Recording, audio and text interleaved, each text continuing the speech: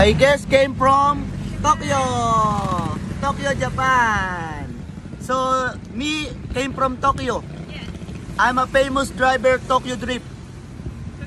Yeah, my name is Justin Bieber.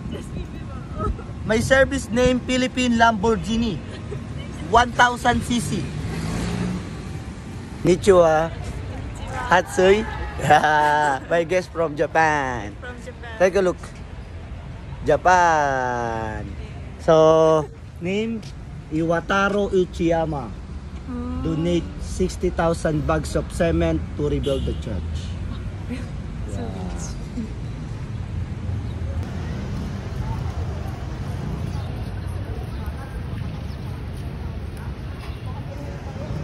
So before Spanish came, our country have around 90% Muslim.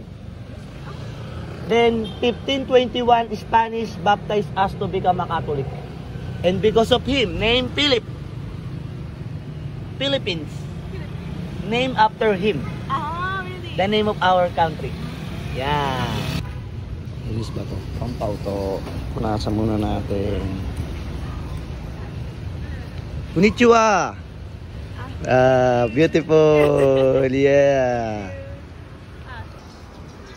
So that yellow building, Museum of the Spanish. All of their furniture and stuff was still inside. House of the rich Spanish during their time. But it was destroyed by war. So this is replica of former house. But rebuild. But the design is same with the old. The architect came from Madrid, Spain. Yeah. You look like you've been in Spain when you stay here. Konnichiwa. Arigato gozaimasu. Arigato gumastos ka. This is stone church in the Philippines. The only survivor structure. And this was protected by UNESCO. Yeah, it was protected by UNESCO.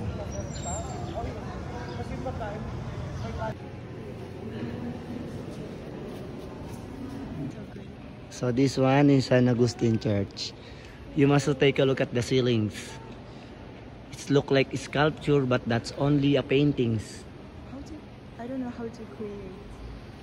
Yeah, that's painted by two Italian artists. Italian. Yes. Then the important that I want to show you here, because we pay tickets in the entrance, the founder of Manila.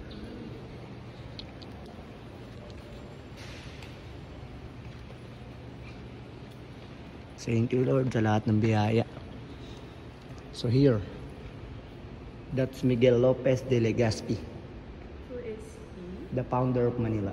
The first governor, Spanish, of the Philippines. So he's still inside? Yes, since 1572.